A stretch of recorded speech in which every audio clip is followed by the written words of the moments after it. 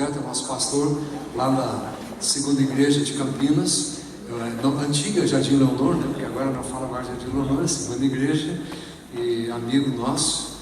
Nós temos trabalhado junto em algumas coisas e hoje ele está conosco aqui. Eu sou grato a Deus por isso. Que Deus o abençoe.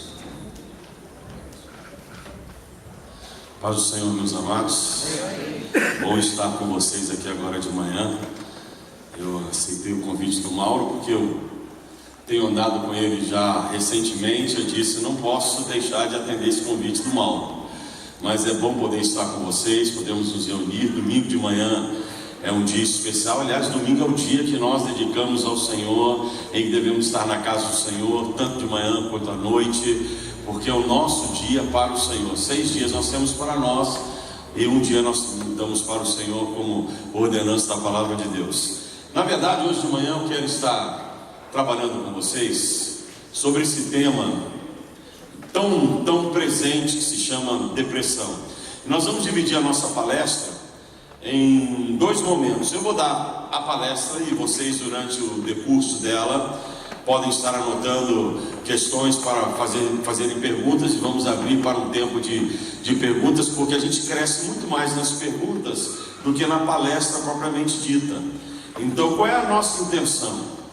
Para nós podermos falar sobre o que a Bíblia diz sobre a depressão, nós temos que entender primeiro o que é depressão.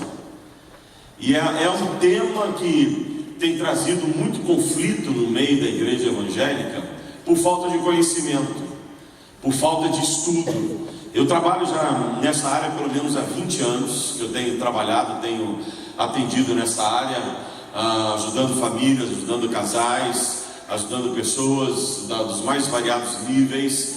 E nessa manhã eu quero exatamente esclarecer para todos nós o que é essa doença da pós-modernidade. Nunca a depressão foi tão presente na história da humanidade como é nos dias de hoje. Nenhuma outra era da humanidade a depressão foi tão presente. Hoje a depressão é algo que está incutida na sociedade devido a vários fatores, devido a vários problemas, principalmente um problema em que nós, para a sociedade hoje, somos insumo, ou somos um número de insumo de consumo. Você é um número para a sociedade. Quem é você? Quem é você? Um CPF, um RG. Na tua empresa você é lá o número tal do cartão de pontos, da tua matrícula. Então nós estamos assim vivendo uma era da desvalorização do homem. O homem está cada vez mais desvalorizado, o ser humano está cada vez mais desvalorizado, e isso tem atingido frontalmente esse homem. Hoje nós só produzimos. Você entra numa empresa, você tem que produzir. Você entra num local de trabalho, você tem que produzir. Na igreja você tem que produzir. Em todos os lugares você tem que produzir. Aí você não produz, vem um excesso de cobranças, essas cobranças nos derrubam, e isso vai acentuando essa questão, e vai gerando cada vez mais depressão, e é exatamente sobre isso que nós vamos falar nessa manhã. O texto que eu trouxe é o meu texto predileto da Bíblia, Romanos capítulo 12, versículo 2, mas eu quero falar do 1 e do 2. O apóstolo Paulo, em Romanos 12, 1 e 2, diz assim: rogo-vos, pois, irmãos, pelas misericórdias de Deus, que apresenteis os vossos corpos por sacrifício vivo, santo e agradável a Deus, que é o vosso culto racional, e não vos conformeis com este século, mas transformai-vos pela renovação da vossa mente, para que experimenteis qual seja a boa, agradável e perfeita vontade de Deus. Mas transformai-vos pela renovação da vossa mente. Qual era a ideia de Paulo? Na nossa caminhada cristã, nós temos que conhecer as coisas da vida, as lutas da vida, as dificuldades, e temos que entrar num processo de atualização constante, de discussão, de elaboração, de questionamentos, de análise, de estarmos olhando para o nosso cotidiano, aquilo que acontece conosco todos os dias, e estarmos aprendendo sempre, aprendendo sempre, aprendendo sempre. E a questão de estarmos aqui nessa manhã é exatamente para que possamos aprender e transformar um pouco a nossa mente. O que devo eu fazer como cristão diante desse tema chamado depressão? O que devo eu fazer quando de repente olhar para a minha vida e perceber que há um diagnóstico de transtorno depressivo? O que devo eu fazer? Como é que nós os crentes devemos encarar isso? Então veja bem, primeiro vamos entender o que é depressão.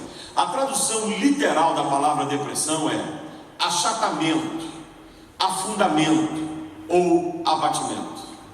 Quem já sofreu de um processo depressivo ou desse transtorno depressivo compreende perfeitamente o que é achatamento. Eu durante 5 anos da minha vida, quase 6, sofri de epilepsia.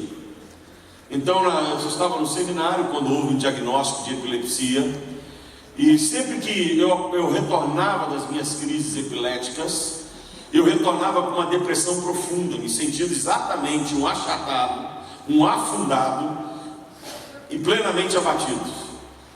E era terrível, porque o epilético, quando ele retorna da sua condição depressiva, ou da sua crise de epilepsia que provoca uma depressão, ele sente um buraco no peito. O que há para ele é uma sombra, e uma sombra de morte, uma escuridão invade a alma dele. E durante muito tempo eu sofria disso, eu tinha minhas convulsões, tomava muita medicação, fazendo seminário de manhã, faculdade à noite, tendo crises, e tomando Gadernal e Dantal e Pelin, essa medicação toda que existe para poder tratar de um epilético. Mas eu me lembro da última vez que eu tive uma crise de epilepsia. Eu tinha por volta dos meus 23 anos de idade, estava morando na casa dos meus pais ainda, e fui tomar banho, abri uma porta de um armário no banheiro de uma casa antiga que nós morávamos, a prateleira era toda de concreto, ali eu tive uma crise convulsiva, arrebentei todo o meu rosto na prateleira, fui acordar no hospital. Quando eu acordei no hospital, ao retornar para casa, eu disse para o meu pai: eu quero que vocês entrem no meu quarto, você e minha mãe, orem comigo em 2 sentidos: ou Deus cura ou Deus leva, porque eu não consigo mais viver com isso. Porque havia uma depressão profunda na minha alma, havia algo terrível dentro de mim. Eu me lembro como se fosse agora, meu pai ajoelhou-se de um lado da cama, meu pai é pastor, minha mãe do outro lado, ele me ungiu com óleo, e a oração do meu pai foi: Deus, se não há um propósito em curar o nosso filho, ele está pedindo para que tu o leves. E orou. E naquele dia eu fui curado pelo Senhor. Já faz 31 anos que eu não tenho nenhuma crise de epilepsia, porque Deus me curou plena e totalmente. Mas eu compreendo perfeitamente o que é a depressão. Quem não compreende diz é frescura. Quem não compreende diz: isso passa. Não passa. Há necessidade de que a igreja abra o seu pensamento, a sua mente em relação à depressão, porque é algo muito sério. Uma visão geral, a depressão é um acidente, algo inesperado que pode ocorrer em qualquer pessoa entre 1 ano de idade e 100 anos, por questões emocionais, orgânicas e ou espirituais. Por que o eu? Você pode ter uma delas ou pode ter 2 ou 3. Você pode ter uma depressão por questões emocionais, e nós vamos falar isso hoje de manhã. Uma depressão por questões orgânicas, disfunções orgânicas, um mau funcionamento do teu organismo, já que nós somos seres basicamente formados de questões químicas e elétricas. Então você pode ter aí um desajuste e provocar depressão, e pode ser espiritual, proveniente de uma opressão do inimigo na tua vida durante algum tempo. Isso pode gerar uma depressão, e mesmo com qualquer tratamento que você faça, a única maneira de restaurar alguém com depressão espiritual é buscando o poder e a autoridade de Cristo sobre aquela vida, para que ela seja liberta de toda a opressão que ela possa estar sentindo ou sofrendo. Há uma estatística da OMS de 2015 que nos diz o seguinte: cerca de 4,4% da população mundial sofre de depressão. Aproximadamente 300 milhões de pessoas sofrem de depressão hoje. Na América Latina, o Brasil é o país de maior prevalência, até porque temos a maior população. Cerca de 5,8%, ou 13, quase 14 milhões de pessoas hoje no nosso país, isso em 2015, sofriam de depressão. Hoje, chega-se a quase 20 milhões de pacientes depressivos na nossa nação. Então nós estamos falando de uma cidade mais ou menos do tamanho de São Paulo com depressão, hoje no nosso país, na nossa nação. Meia Argentina, porque a Argentina tem 40 milhões de habitantes, meia Argentina de pacientes depressivos sendo tratados das mais variadas formas, nos consultórios, em grupos de autoajuda, dentro de igrejas, mas chega a 20 milhões de pacientes. Depressão não é simples tristeza, e nós vamos falar isso hoje, a diferença entre tristeza e depressão. Ela não é desânimo, e muita gente confunde depressão com desânimo. Mau humor. Ela não é preguiça, não é falta de vontade, não é falta de fazer ou do que fazer, não é falta de fé. E é aqui que nós, como crentes, temos que entender isso. Alguém que está no meio evangélico e sofreu de depressão, não é porque não tem a fé que ele não é curado, não é falta de fé. Se ele sofre de uma depressão orgânica ou até mesmo emocional, ele pode continuar tendo fé, mas ele precisa tratar essas duas áreas do corpo para que ele possa conseguir vencer. E principalmente não é pecado. Por que depressão não é pecado? Dentro da nossa definição teológica de pecado, entende-se que pecado é uma transgressão voluntária e consciente de uma lei ou de uma vontade conhecida de Deus. Se pecado é uma transgressão voluntária, então como é que eu posso declarar que a depressão ela é pecado se é algo involuntário? Ninguém quer ficar deprimido porque é algo que vai abater. A depressão acontece, então ela vem sem que você espere, ela faz morada em você. Então ela não pode ser classificada na condição de pecado, porque não é uma rebeldia contra Deus, nem contra a vontade de Deus. Então nós, como igreja, temos que aprender a tratar a depressão como sendo uma disfunção, um transtorno, algo que eu não queria e que acabou me acometendo. Não é falta de fé e não é pecado. Depressão e tristeza, é muito importante que nós saibamos a diferença entre depressão e tristeza. Tristeza dura pouco tempo, e mesmo quando ela permanece um pouco mais, não impede a pessoa de desenvolver suas atividades normais. Por exemplo, a pessoa que sofre de tristeza, ela trabalha. A pessoa que sofre de tristeza, ela vem à igreja, ela participa de reuniões. Então ela não tem algo que possa impedi-la, ou que venha barrá-la de fazer determinadas coisas. Mas o que sofre de depressão não, é diferente. É algo que dura muito mais, a tristeza passa muito mais rápido, a depressão é mais forte, intensa, interfere diretamente nas atividades normais de uma pessoa. Poderíamos dizer que a depressão é como uma mancha escura que estabelece morada na nossa alma. Então ela é incapacitante. Quando alguém sofre de depressão, principalmente a média e a mais profunda, é incapacitante. A leve ela ainda consegue fazer alguma coisa, mas na média e profunda ela se torna incapaz E por isso não podemos considerar que aquilo é uma tristeza, porque a tristeza ela vem e ela passa, a depressão ela faz morada, ela fica. A tristeza ela pode durar um dia, uma semana, um mês. A depressão ela torna-se algo crônica, ou seja, você começa 2 meses, nada, 3 meses, nada, 4 meses, nada, e você dentro de um quadro, você consegue estabelecer se aquele paciente está depressivo ou não, e qual é o grau de depressão que aquele paciente está sofrendo. Tristeza e depressão, a diferença que nós temos aqui é muito clara, não dá para vocês enxergarem, mas eu vou ler rapidamente para vocês, desculpa, eu vou ler rapidamente para vocês. A tristeza sempre tem motivo, a pessoa sabe por que está triste. A tristeza, a pessoa ela tem sintomas, ela sente um aperto no peito, ela sente taquicardias e até dores. Na tristeza costuma ter pensamentos repetitivos sobre determinada situação. Na depressão é diferente, a tristeza ela é mais profunda, ela é incapacitante, ela traz pensamentos suicidas e ela traz somatizações, processos de somatizações terríveis na pessoa quando ela tem tristeza, quando ela tem depressão.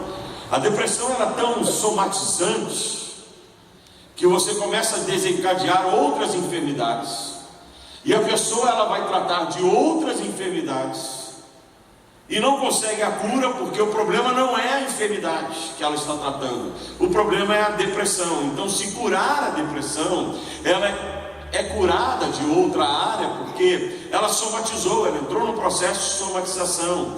E esse processo de somatização acontece muito mais do que nós poderíamos imaginar. Recentemente, lendo uma pesquisa, 80% dos pacientes que chegam em consultórios médicos, eles estão lá por questões emocionais afetivas, não por questões físicas ou orgânicas, mas emocionais afetivas.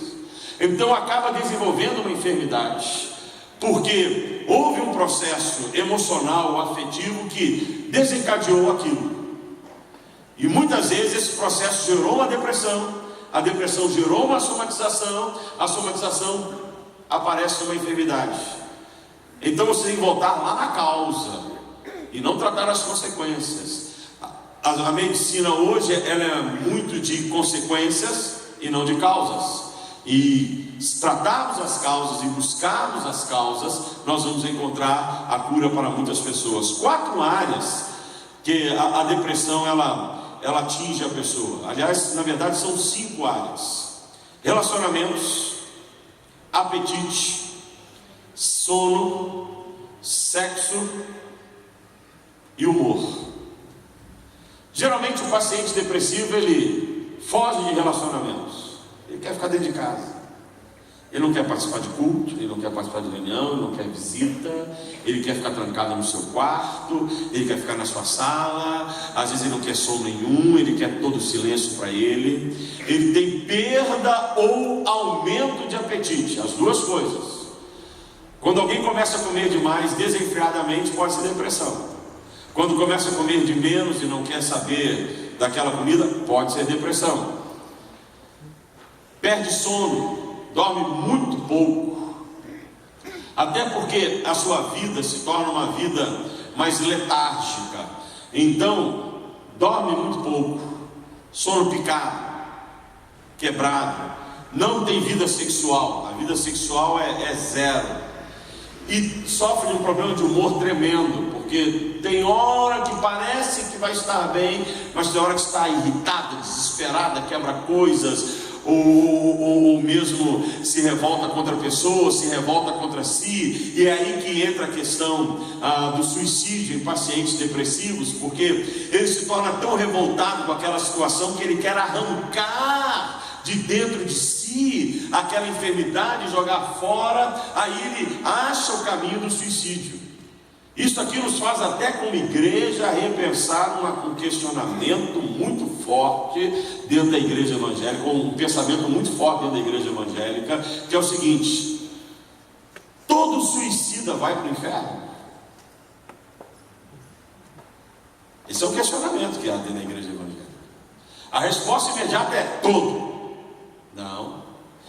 se um paciente está debaixo ou dentro de um surto depressivo, e a palavra surto, entenda o seguinte, significa algo que é mais forte do que ele não tem controle. Se ele está dentro desse surto e ele comete um suicídio, significa que ele não está debaixo ou não está dentro das suas faculdades mentais normais. Então isso nos leva a questionar a questão do suicídio. E é um assunto pouco discutido nas igrejas hoje, é o suicídio. E o suicídio ele tem aumentado assim drasticamente nos últimos tempos, por vários motivos. Pela pressão social, pela pressão econômica, pela questão de falta de apoio na religião para tratar com pacientes depressivos, e ele acaba procurando o suicídio.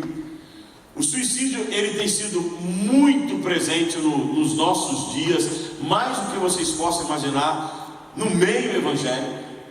Recentemente nós participamos de um seminário sobre suicídio pastoral, em que o índice de pastores que têm cometido suicídio tem aumentado assim muito, e isso se dá à pressão que os pastores sofrem, porque o pastor hoje ele tem que ser um ser perfeito. Já perceberam isso? O pastor não pode falhar, o pastor não pode gritar, o pastor não pode ter uma crise de mau humor, de TPM, né, de tensão pastoral ministerial, ele não pode ter. Então ele está sempre assim, numa condição de é um ser perfeito, tem que ser o marido perfeito, tem que ser o pai perfeito, tem que ser o homem perfeito, tem que ser o administrador perfeito. Aí ele não consegue alcançar isso que estão cobrando dele, ele entra num processo depressivo, a depressão leva ao surto, o surto ao suicídio.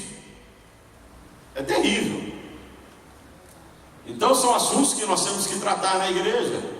Suicídio é um deles. Como lidar com pacientes com possível suicídio na vida dele?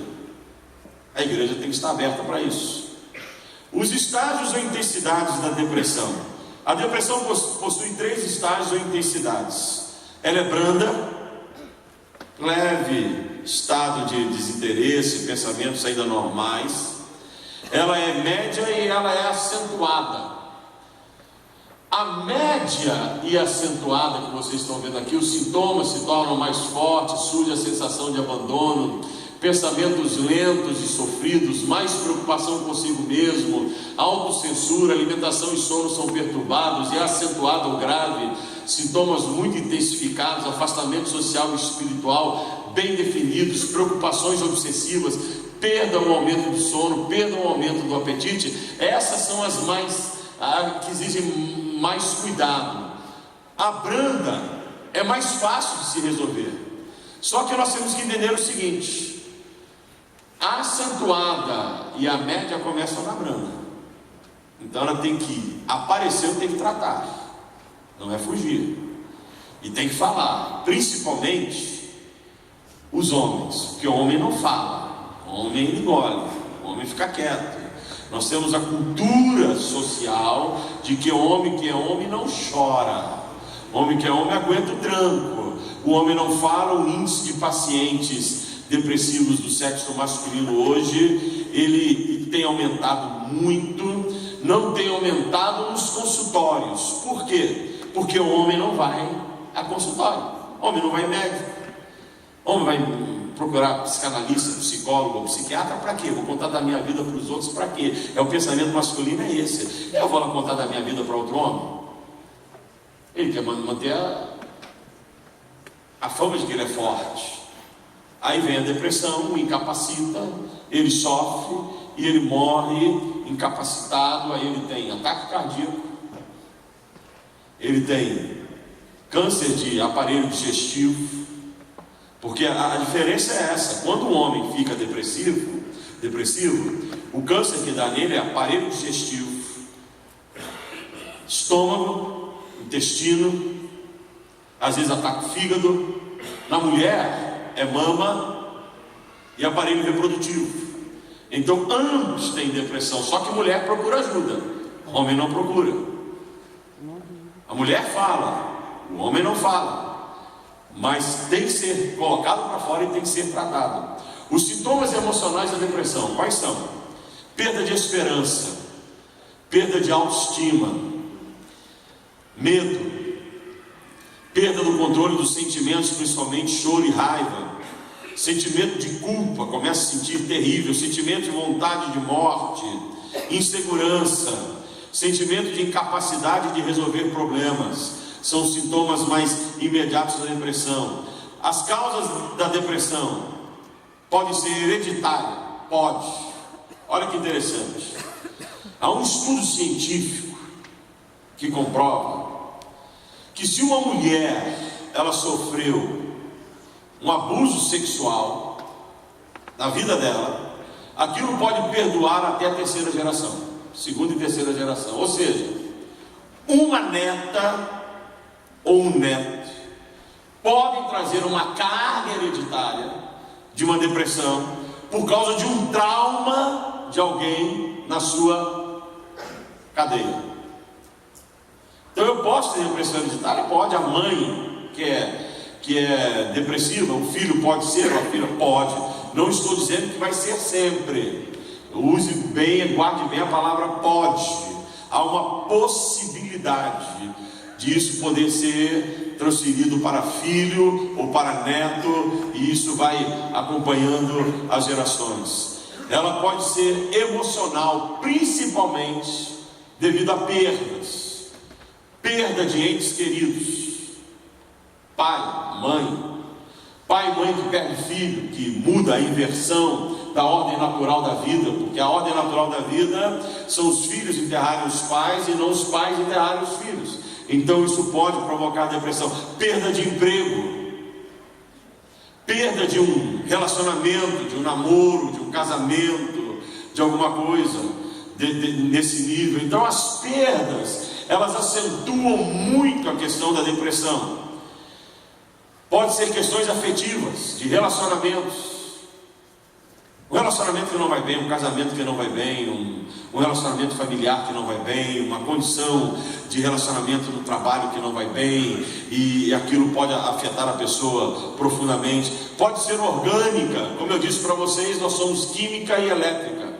Então se você tiver uma disfunção química no teu corpo, principalmente na questão da tireoide, um hipo ou um hipertiroidismo podem provocar depressão, porque a tireoide ela é responsável pela questão dos hormônios. Então se você tem uma disfunção na tireoide, você vai ter um desajuste nos hormônios. Então daí você pode estar desencadeando uma questão depressiva muito forte. Pode ser de fatores externos. Por exemplo, nós vivemos num país que a tendência à depressão às vezes é muito forte, em que você não tem esperança quando você olha para a política, você não tem esperança quando você olha para a economia. Isso acaba te afetando e acaba te deixando um tanto quanto depressivo.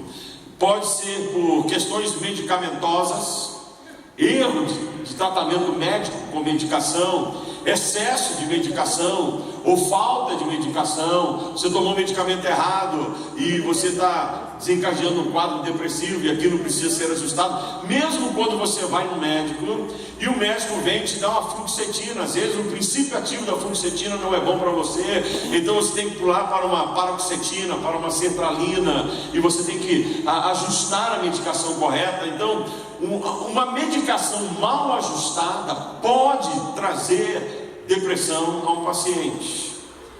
Sedentarismo, essa coisa de não sair de casa, de não fazer exercício físico, de não ter uma vida dinâmica, pode sim provocar depressão. Questões espirituais, em que você tem uma questão espiritual não resolvida, principalmente algo chamado pecado. Lembra-te quando Davi disse que os ossos dele envelheceram e que ele ficou cansado, porque ele trazia dentro de si uma condição de pecado. O pecado, ele pode produzir depressão quando ele não é confessado.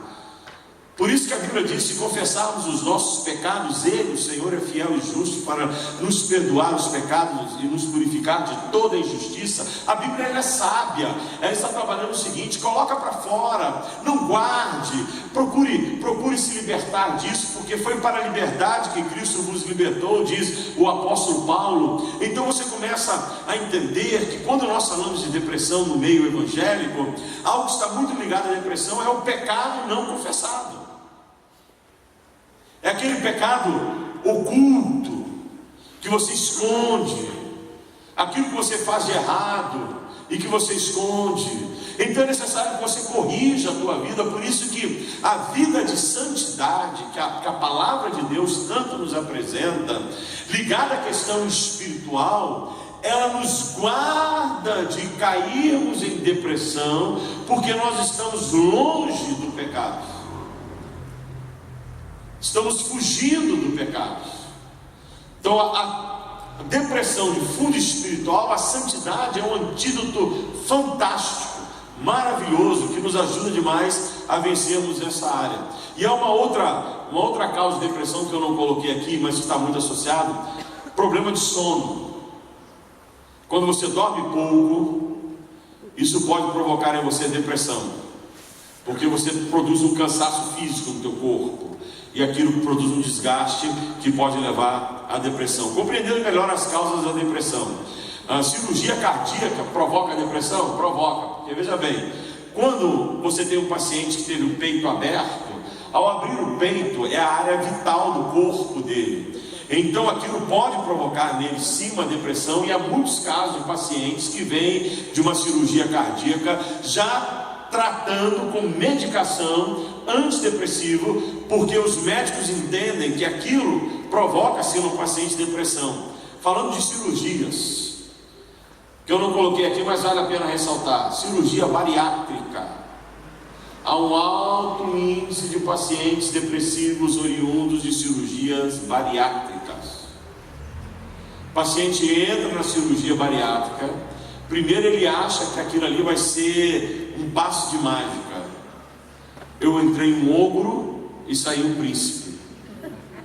Eu entrei uma fera e saí uma bela. Não. A cirurgia bariátrica é simplesmente um apoio para que o paciente possa mudar a sua forma de pensar, porque o segredo está na forma de pensar. Mas o paciente acha que aquilo vai ser a mudança da vida dele, e ele descobre que não é bem aquilo, e há uma mudança de humor, e aquilo começa a provocar mudanças na pessoa que pode levar à depressão e posteriormente ao suicídio. Perdas, como eu falei, material pessoal, questões inacabadas, não resolvidas, principalmente da falta de perdão. Quando você não resolve uma questão, não resolve uma situação, aquilo provoca depressão. Quando você tem que resolver um caso e você não resolve, quando você tem que perdoar alguém, você não perdoa, quando você tem que pedir perdão a alguém, você não pede. Por isso, de novo, a Bíblia diz que é importante você perdoar, e perdoar quantas vezes for necessário, porque o perdão nunca é para o outro, o perdão é uma cura tua, você está sendo curado interiormente. Por isso Jesus diz: Pedro, perdoa 70 vezes 7, ou seja, perdoa quantas vezes forem necessários, para que você seja livre, para que você não fique preso àquela pessoa. Fatores hereditários, principalmente os orgânicos, chegada da velhice. Nós somos um país que está envelhecendo. Nós somos um país onde estamos deixando de ser um país jovem, estamos nos transformando num país de idosos, e não estamos nos preocupando com a melhor idade ou com a terceira idade. E o índice de depressivos na terceira idade tem aumentado cada vez mais, não só por causa do crescimento da população, mas porque na terceira idade você perde muitas coisas. Perde o vigor físico, perde o vigor mental. No nosso país, principalmente as mulheres, elas são direcionadas a ter um cuidado físico com a estética, e se perde às vezes a beleza da juventude, e a pessoa acaba desenvolvendo um processo depressivo. Então é muito comum isso estar atingindo a terceira idade hoje. Perdas de relacionamentos, há muitos casos de mulheres que ficam em depressão porque o marido trocou a esposa por uma de 20, por uma de 30, e acaba gerando depressão, e isso é muito forte. Tanto é forte que fracasso na busca do sucesso. Tanto é forte que eu vou indicar para vocês hoje um livro para a melhor idade, para que quem já está leia, para quem já está chegando leia, e para quem é jovem leia, porque ele vai te ajudar muito na questão de você entender a dinâmica da vida, que é uma escritora fantástica, que ela escreve sobre a velhice, e vale a pena você ler esse livro. Mas antes de eu falar do livro, deixa eu falar da SAD. O que é a SAD? SAD é uma doença, uma depressão sazonal, que ela acontece nos homens, principalmente na época do outono e do inverno, em que nós ficamos mais trancados dentro de casa, não queremos sair, ficamos reclusos, e o ficar recluso acaba dando mais depressão. Há uma diminuição no índice solar, da pessoa procurar o sol, e o sol é um ótimo elemento para combater a depressão, bem assim como alimentos de cor verde escura, porque a única coisa que o verde é bom é para isso. Só é bom para isso. Verde não é campeão há muito tempo, verde não tem mais essas coisas que devia ter, o verde só vive do passado, o problema do verde é o verde, mas o verde escuro ajuda muito na depressão. E eu não sou ponte-pretano, viu, gente? Eu sou sangue bom, sou flamenguista, você acha? Mas o verde ajuda muito, mas o homem sofre muito dessa questão da SAD, da doença sazonal. Geralmente ocorre no inverno, e o inverno é cruel com os homens nessa área. Agora, as mulheres também têm uma depressão sazonal muito interessante, que é a depressão pós-parto. É uma depressão de época, que ela vem, trata e passa, mas que está ligada a um tempo, está ligada a uma época, está ligada a um momento. Um dado importante: 2/3 dos pacientes com depressão são do sexo feminino, devido ao fator emocional que as envolve. Diferentemente dos homens, as mulheres se sujeitam mais aos desgastes ligados às questões emocionais afetivas, bem como aos distúrbios hormonais. Então, a mulher sofre mais depressão do que o homem, por causa desses benditos hormônios que vocês têm, que com certeza vocês devem agradecer a Eva, porque Eva deve ter desajustado tudo lá no Éden quando ela pecou. Então ali houve um desajuste hormonal, e a TPM, as questões hormonais, isso afeta demais a mulher. E as questões afetivas, que a mulher é muito mais afetiva do que o homem. O homem é um bicho prático. Homem não tem tanta afetividade. Quando ele vê que a afetividade é algo que incomoda, ele tende a cortar. Mas mulher não, pelo fato de ser geradora de vida, ela desenvolve uma capacidade afetiva que o homem não tem. Por exemplo, a mulher sente o que o filho sente, o homem não sente o que o filho sente. Uma mulher, se ela olhar para uma criança de longe, ela bater os olhos nos olhos da criança, ela sabe se a criança tem febre, se a criança está bem. O homem vai olhar e falar assim: é o olho bonito que ele tem. Ele não entende. Isso é coisa da mulher. A mulher, ela tem uma questão emocional fantástica que Deus deu a ela, exatamente para que ela pudesse ser geradora de vida. Mas isso pode ser uma arma contra ela mesma, se tiver desajustada. Na terceira idade, quais são as causas? Nós estávamos falando sobre depressão na terceira idade. Limitação física, enfermidades, que nós ficamos mais sujeitos a elas, falta de projetos, porque você olha para a tua vida, você falta perspectiva. Eu sou casado, vou fazer agora 30 anos de casado, e eu tenho o privilégio de ter o meu sogro. Meu sogro é um exemplo de homem inteligente. Ele se aposentou com 46 anos de idade. Na época que alguém podia se aposentar com 46 anos de idade. Funcionário da GC Lever, aposentou com 46 anos de idade. O que ele foi fazer com 46 anos de idade? Virou jogador de bote. Ele viaja o estado jogando bote, participa de de campeonatos de bote, joga bote, campeão paulista de bote, campeão campineiro de bote, campeão valiense de bote. O homem é assim, uma sumidade na bote. Eu fui ver ele jogar bote, o homem é difícil jogar contra ele, porque o temperamento dele é assim, daquele que se entrega ao jogo realmente. Alguma coisa saiu aí, se entrega ao jogo realmente. Mas foi um projeto de vida dele. Ele não parou. Muitos se aposentam, e ao se aposentarem, o que acaba acontecendo? Eles perdem os seus projetos de vida. Por isso você tem que ter projetos de vida. Aposentou, arranja algo, vai atrás de um projeto, seja na igreja, principalmente na igreja. Eu estou tendo um grupo de pessoas na minha igreja que eles têm revivido. O meu líder de ministério da terceira idade, ele tem 86 anos de idade. Quando eu o convidei, ele tinha 85 anos. Ele falou: pastor, pode algum velho fazer alguma coisa na obra de Deus? Eu falei: meu amado, Moisés tinha 80 anos quando Deus o chamou, Josué tinha 80 anos quando Deus o chamou. A Bíblia está cheia de exemplos de pessoas de idade que Deus chamou. Pode sim, e você pode ter um projeto. E esse homem reviveu. Eu tenho lá comigo o pastor Neco Simões, que estava cheio de enfermidades. Começou a frequentar a nossa igreja, dei para ele o ministério: você vai pregar, você vai fazer isso, vai fazer aquilo, vai fazer aquilo outro, tal. O Neco reviveu. As enfermidades dele acabaram, o desânimo dele acabou. O homem está aí já pregando para tudo quanto é lugar.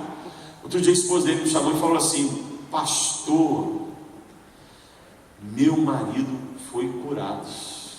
Por quê? Ele estava sem projetos, e é necessário que tenhamos projetos, e a igreja é um celeiro de projetos para você crente, para você que está na melhor idade, ou está entrando na melhor idade. É só você chegar para o teu pastor e falar: pastor, o que eu posso ser útil? E você vai descobrir, e isso vai fazer uma diferença tremenda na tua vida, e vai te ajudar demais, porque se você tiver projetos, você não tem ociosidade, você não tem falta de atividades. Esse é o livro que eu falei para vocês. O nome é A Bela Velhice. É da Miriam Goldberg, uma socióloga, e é um livro fantástico. Se vocês quiserem assistir parte da palestra dela no YouTube, vocês encontram. A Bela Velhice tem tanto em livro quanto em e-book, e você pode estar adquirindo isso pela internet. Não estou ganhando nada em fazer propaganda dela. É um livro de R$18 que vai te ajudar demais. E ela dá uma noção clara de como você deve trabalhar isso na tua vida, a bela velhice, e como você deve ter projetos na sua vida para que você possa continuar e possa vencer nessa caminhada. Como enfrentar a depressão? Rapidamente, para nós terminarmos aqui.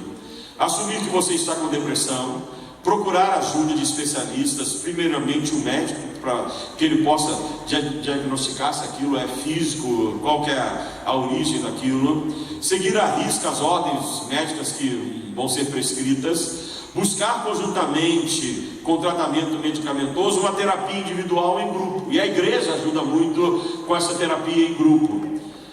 Se envolver em atividades diversas com pequenos grupos. Desenvolver atividades físicas apropriadas para a sua idade. Criar pensamentos e projetos e realizá-los. Viver um dia de cada vez, que é importante. O que a Bíblia diz? Não estejais ansiosos por nada, porque basta a cada dia o seu próprio mal. Se eu quero viver 10 dias dentro de um dia, eu multipliquei o mal daquele dia por 10. Vai gerar ansiedade, angústia de alma, depressão. Então viva um dia de cada vez, vá devagar, não tenha pressa. Pergunta final: a religião ou a igreja pode ser ajuda no tratamento da depressão? Sim, com certeza. A resposta é sim, principalmente no que se refere à depressão de fundo espiritual. Na depressão de causa emocional afetiva, ela se torna um excelente ponto de apoio, com palavras de estímulos, desafios, motivação e com ensinamentos bíblicos. Porque quando você começa a ler a Bíblia, principalmente quando você está com depressão e você começa a lidar com os salmos, e os salmos são excelentes alimentos para o paciente depressivo. Aquilo começa a mudar a vida da pessoa, porque ali você traz a palavra, junto com a palavra você traz a graça, que é o tudo de Deus para todos nós que nada merecemos. A graça traz a unção sobre a tua vida, o mover do Espírito Santo. O mover do Espírito Santo te traz cura. Quando você tem depressão e você fica em casa, você nunca consegue cura. Mas quando você sai e vem para a igreja, você ouve um testemunho, você ouve um cântico, você ouve uma palavra que fará toda a diferença na tua vida. Então é fundamental que você entenda que a igreja é o lugar onde você deve estar, e a igreja deve proporcionar aos seus fiéis condições para que eles também sejam apoiados nessa caminhada e luta contra a depressão. Ok? Perguntas? Pergunta. Quer vir no microfone? Precisa não, porque a turma do fundo é surda.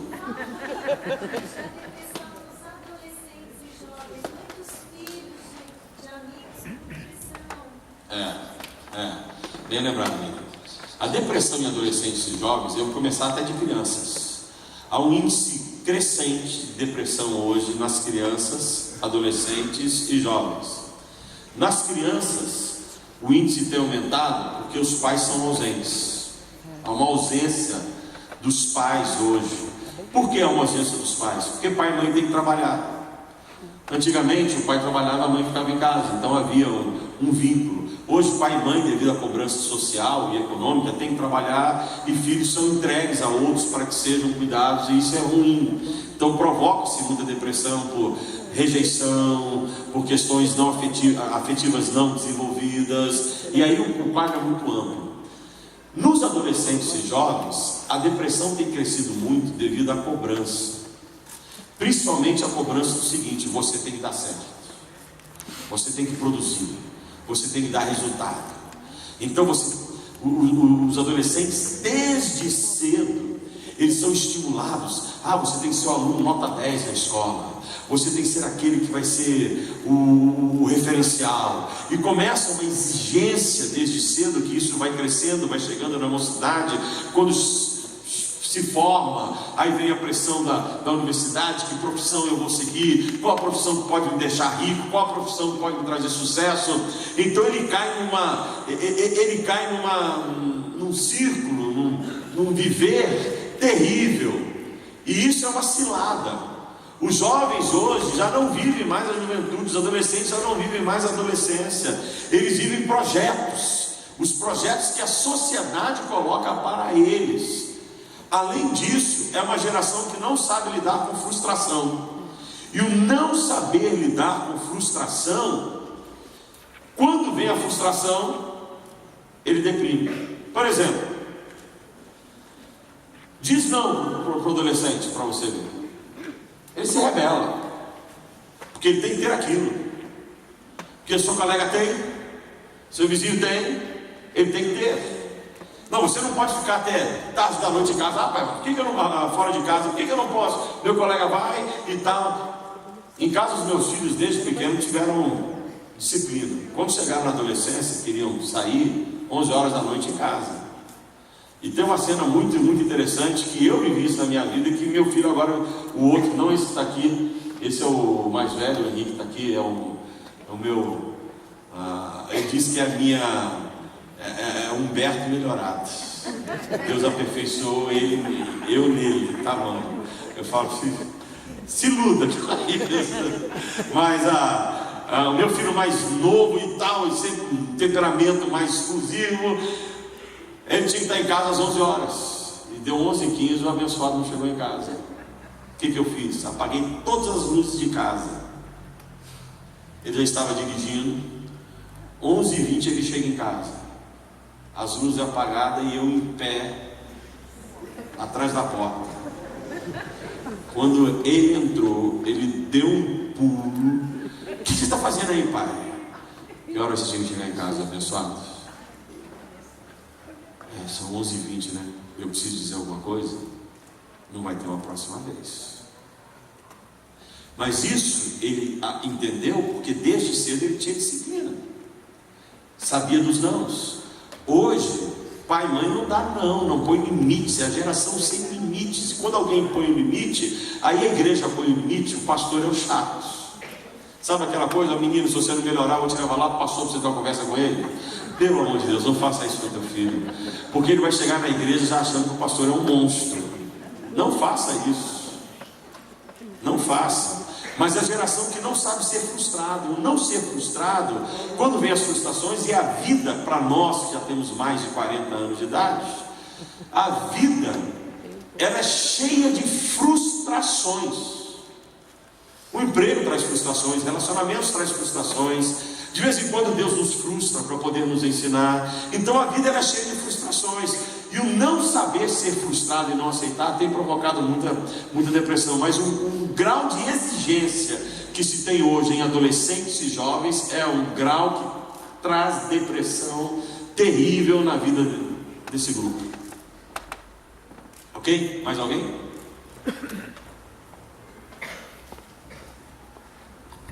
Pastor, em primeiro lugar, eu quero dizer que é um prazer revê-lo, porque eu me converti e me batizei na sua igreja.